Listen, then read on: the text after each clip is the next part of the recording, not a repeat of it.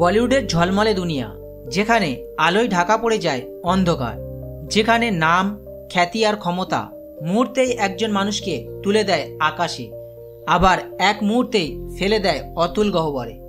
এই গল্প এমন এক নামের, রাজ কুন্দ্রা, একজন সফল ব্যবসায়ী, যিনি লন্ডন থেকে এসে বলিউডে গড়ে তুলেছিলেন কোটি কোটি টাকার সাম্রাজ্য। একজন তারকা অভিনেত্রীর স্বামী, যিনি ছিলেন পারফেক্ট লাইফস্টাইলের প্রতীক। কিন্তু 2021 সালের জুলাই মাসে এক রাতেই বদলে গেল সব কিছু। মুম্বাই পুলিশ তাকে গ্রেপ্তার করলো এমন এক অভিযোগে যা কাঁপিয়ে দিল পুরো ভারত, এমনকি আন্তর্জাতিক মিডিয়াকেও।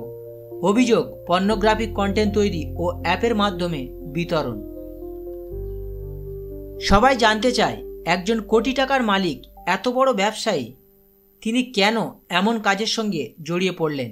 এটা কি শুধুই লোভ, নাকি বলিউডের গ্ল্যামারের আড়ালে ছিল আরও বড় কোনো রহস্য? এই রহস্যের কেন্দ্রবিন্দুতে ছিল এক মোবাইল অ্যাপ, হটশটস, একটি আন্তর্জাতিক গ্ল্যামার ও শর্ট ফিল্ম প্ল্যাটফর্ম, যা দাবি করত এটি শুধু সাহসী ভিডিও বা বোল্ড কন্টেন্টের জন্য। কিন্তু পুলিশের তদন্তে উঠে এলো অন্য চিত্র। এই অ্যাপের সার্ভারে পাওয়া গেল এমন কিছু ভিডিও যেগুলো স্পষ্টভাবে অশ্লীল ও পর্নোগ্রাফিক বলে চিহ্নিত।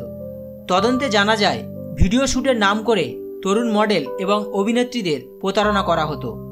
তাদের প্রতিশ্রুতি দেওয়া হতো গ্ল্যামার শট বা শর্ট ফিল্মের সুযোগ, কিন্তু যখন শ্যুট শুরু হতো তখন তাদের উপর চাপিয়ে দেওয়া হতো নগ্ন দৃশ্যে অভিনয় করার জন্য। এক তরুণী অভিযোগ করে বলেছিলেন, আমাকে বলা হয়েছিল এটা একটা গ্ল্যামার শ্যুট, কিন্তু পরে বুঝলাম এটা সম্পূর্ণ অন্য কিছু। আমি ভয় পেয়ে গিয়েছিলাম, কিন্তু তখন পিছিয়ে আসার কোনো উপায় ছিল না। এই অভিযোগের ভিত্তিতে মুম্বাই পুলিশের সাইবার সেল হানা দেয় একাধিক জায়গায়। তারা খুঁজে পায় হটশট অ্যাপের হোস্ট করা ছিল বিদেশি সার্ভারে, এবং অ্যাপটির পিছনের কোম্পানি একটি লন্ডন ভিত্তিক সেল ফার্ম, যেটির প্রকৃত মালিক হিসাবে উঠে আসে রাজ কুন্দ্রার নাম। এখন প্রশ্ন উঠল, এই আন্তর্জাতিক সংযোগ কেন? ভারতের বাইরে সার্ভার বসানোর কারণই বা কী? বিশেষজ্ঞরা বলছেন, এভাবে বিদেশি সার্ভারে ভিডিও হোস্ট করলে ভারতীয় আইনের আওতায় আসা কঠিন, অর্থাৎ এক প্রকার ডিজিটাল ঢাল তৈরি করা হয়েছিল অবৈধ কন্টেন্টের রক্ষার জন্য। মিডিয়া তখন উত্তপ্ত। Raj Kundra, hotshot, porn content, Shilpa Shetty, এই শব্দগুলো প্রতিদিনের শিরোনাম হয়ে ওঠে। আর এক পাশে শিল্পা শেট্টি বলেছিলেন, আমার স্বামীর কাজের সঙ্গে আমার কোনো সম্পর্ক নেই। তিনি দাবি করেন, রাজের বিরুদ্ধে ওঠা অভিযোগগুলো একেবারেই ভুল বোঝাবুঝি। কিন্তু তদন্তে দেখা যায়, রাজ কুন্দ্রা এই অ্যাপের প্রযুক্তি, ব্যবসা ও আর্থিক দিকের সঙ্গে সরাসরি জড়িত ছিলেন। প্রমাণ পাওয়া যায় ইমেল, লেনদেন এবং সার্ভার লগের মাধ্যমে। একটা সময় বলিউডে যার নাম মানে ছিল লাক্সারি, আজ তিনি আদালতের কাঠগড়ায়। কিন্তু এই গল্প এখানেই শেষ নয়। কে ছিল রাজ কুন্দ্রার আসল সহযোগী? কিভাবে এই নেটওয়ার্ক ছড়িয়ে পড়েছিল ভারতের বাইরেও? আর শেষ পর্যন্ত কিভাবে পুলিশের হাতে এলো চূড়ান্ত প্রমাণ? 2021 সালের জুলাই মাস, মুম্বাই পুলিশ হটশট কেলেঙ্কারির তদন্তে হানা দেয় রাজ কুন্দ্রার অফিস ও প্রোডাকশন হাউসে।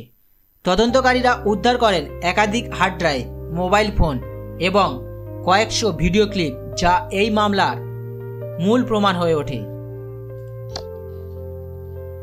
এই ভিডিওগুলোর মধ্যে ছিল এমন অনেক ক্লিপ যা মডেল ও অভিনেত্রীদের সম্মতি ছাড়াই ধারণ করা হয়েছে বলে অভিযোগ। আর প্রতিটি ভিডিও আপলোড করা হতো একটি নির্দিষ্ট প্যাটার্নে।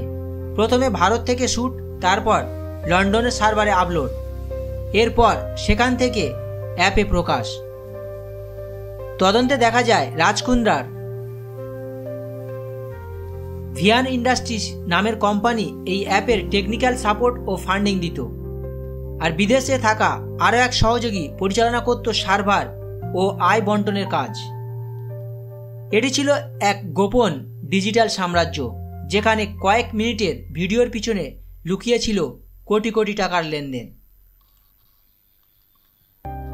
পুলিশ যখন ক্রমে সার্ভার ট্র্যাক করতে শুরু করলো তখন প্রকাশ পেল এই ভিডিওগুলো বিক্রি হচ্ছিল বিভিন্ন বিদেশি সাইটে।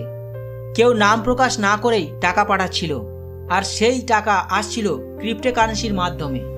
এই মামলায় প্রথমে গ্রেপ্তার হন এক পরিচালক উমেশ কামাত। তাকে জেরা করতেই উঠে আসে রাজ কুন্দ্রার নাম। কামাত স্বীকার করেন রাজেই ছিলেন এই অ্যাপের মূল মস্তিষ্ক, যিনি সব আর্থিক দিক নিয়ন্ত্রণ করতেন। মিডিয়ার সামনে রাজ কুন্দ্রা তখন চুপ, তবে আদালতে তিনি বলেন, আমি কোনো পণ বানাইনি, আমি শুধু সাহসী ও বোল্ড কন্টেন্ট তৈরি করতাম। তিনি দাবি করেন এই ভিডিওগুলো অ্যাডাল্ট এন্টারটেনমেন্ট, পণ নয়, কিন্তু আইন বলছে এই কন্টেন্টে নগ্নতা ও যৌন কার্যকলাপ দেখানো হয়, তা ভারতের আইনে পর্নোগ্রাফি হিসাবেই গণ্য।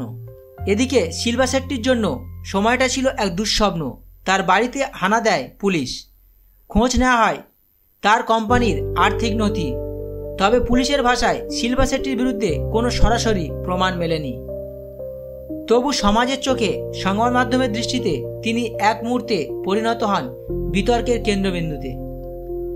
একটা সময় যিনি ছিলেন সফল দম্পতির প্রতীক, আজ সেই পরিবারটা ভেঙে পড়েছে বিতর্কে, সন্দেহ আর চোখে দেখা কান্নায়। রাজ কুন্দ্রা 60 দিনেরও বেশি সময় ছিলেন আথুর রোড জেলে। এরপর তিনি জামিন পান 50,000 টাকার বিনিময়ে, কিন্তু তার ব্যবসা, নাম, সম্মান সবকিছুই তখন ধূলিসাৎ। হটশট অ্যাপ সরিয়ে ফেলা হয় সমস্ত প্ল্যাটফর্ম থেকে, আর সারা দেশের মানুষ জেনে যায় বলিউডের গ্ল্যামারের পিছনে কতটা অন্ধকার লুকিয়ে থাকে। এই কেস শুধু একজন মানুষের পতনের গল্প নয়, এটা এক পুরো প্রজন্মের জন্য সতর্কবার্তা। ইন্টারনেটের নাম করে যেখানেই সীমা অতিক্রম হয়, সেখানেই শেষমেশ হারিয়ে যায় সব খ্যাতি, বিশ্বাস আর সম্মান। এরকম আরও ইন্টারেস্টিং টপিকের উপর ভিডিও পেতে চ্যানেলটি অবশ্যই সাবস্ক্রাইব করুন আর পাশে থাকুন।